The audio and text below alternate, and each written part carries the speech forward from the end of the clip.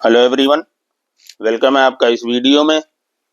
आज का हमारा क्वेश्चन है right the vector equation of the line given by this. Okay, तो चलिए इसको सॉल्व करते हैं। सॉल्यूशन स्टेप भी हम लिखते चलेंगे साथ में।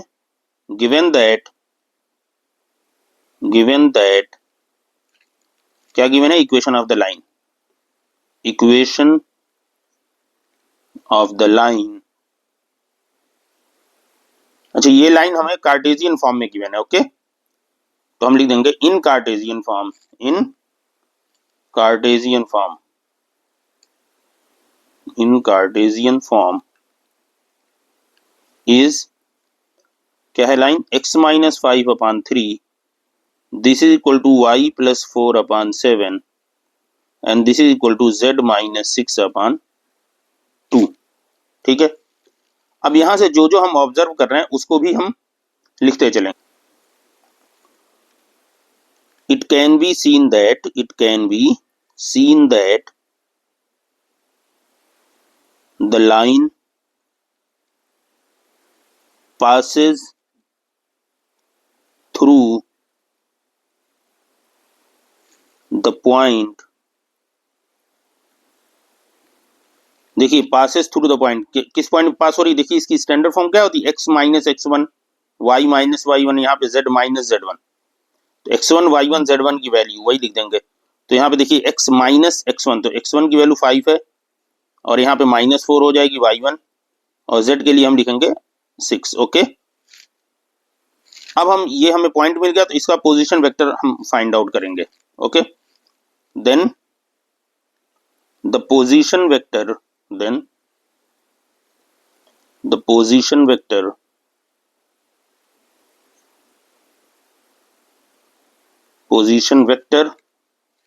किसका? Of the point,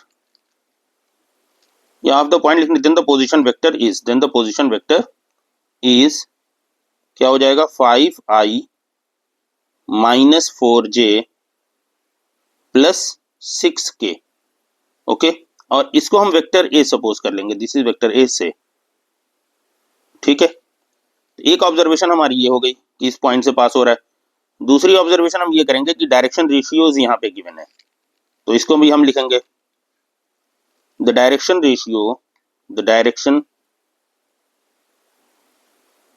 ratios of the given line are क्या है? 372। ओके, 3 7, 2। इसका मतलब क्या होता है कि लाइन जो है इस डायरेक्शन में मतलब ये हमें पैरेलल वेक्टर एक मिल रहा है। ओके, तो हम लिखेंगे this means that the line is in the direction of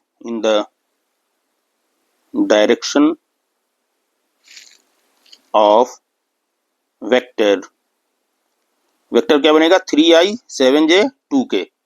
this is 3i plus 7j plus 2k, और इसको हम सपोज करेंगे this is equal b vector. यहाँ पे हम लिख देंगे से। ओके, तो देखिए हमें एक लाइन पे हमें एक पॉइंट मिल गया जिसका पोजीशन वेक्टर हमने फाइंड आउट कर लिया। डायरेक्शन रेशियो हमें गिवन है, तो इसके बेस पे हमने जो वेक्टर बनाया ये पैरेलल होगा, ठीक है, उस लाइन के। ठीक है, तो अब जो हमें फॉर्मूला पता है r equal a plus lambda b, उसके लिए भी हम क्या लिखेंगे? We know that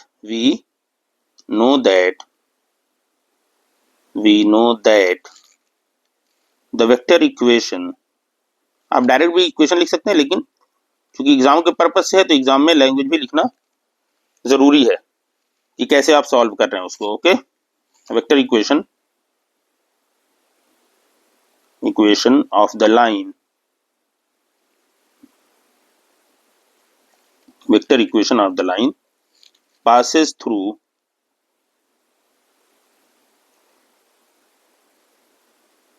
passes through a point, okay, passes through the given point, लिख देंगे the given point whose, तो गिवन पॉइंट होगा तो उसका पोजीशन वेक्टर कुछ होगा, तो whose position vector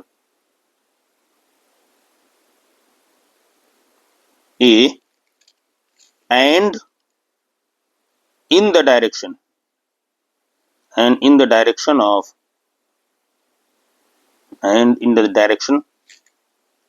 vector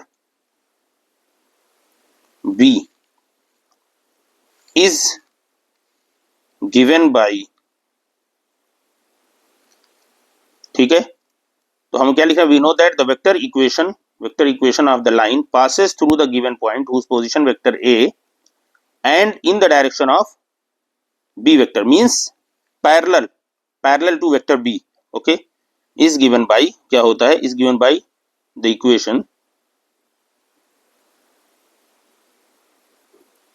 R vector, this is equal to A vector plus lambda into B vector, where lambda हमारा क्या है, plus lambda two b vector, okay, where lambda हमारा क्या है, स्केलर क्वांटिटी है, ओके, तो अब यहाँ पे हम वैल्यू पुट कर देंगे ए और बी की, this implies that r vector this is equal, a vector हमारा क्या है, देखिए ए हमने क्या वेक्टर, पोजीशन वेक्टर हमारा क्या है, 5i minus 4j plus 6k, 5i minus 4j plus 6k, okay, ये हो गया, प्लस लैम्डा, और बी वेक्टर हमने जो फाइंड आउट किया वो क्या है, 372, okay, that means 3i plus 7j plus 2k plus 2k, okay, तो यही हमारा आंसर हो गया, दिस इज आंसर, ओके। अब एक बात देखिए, इतनी डिटेल आपको लिखने की जरूरत नहीं, हम इसलिए लिख रहे हैं कि पूरी बात आपको समझ में आ जाए करना क्या है। यहाँ पे आप सिर्फ लिख सकते हैं we know that the vector equation is, आप ये लिख सकते हैं सीधे, vector equation is we know that, और simply we know that r vector is equal to a vector plus lambda into b vector, और ए और बी वेक्टर की वैल्यू पुट कर दीजिए। बट ये है कि एग्जाम में हमें स्टेटमेंट भी लिखना पड़ता है, तो उसके लिए बेहतर है कि हम सारी बातें समझ रहे हो, ओके। तो उम्मीद है आपको ये सॉल्यूशन समझ में आ गया होगा। मिलते हैं अगली वीडियो में, गुड बाय।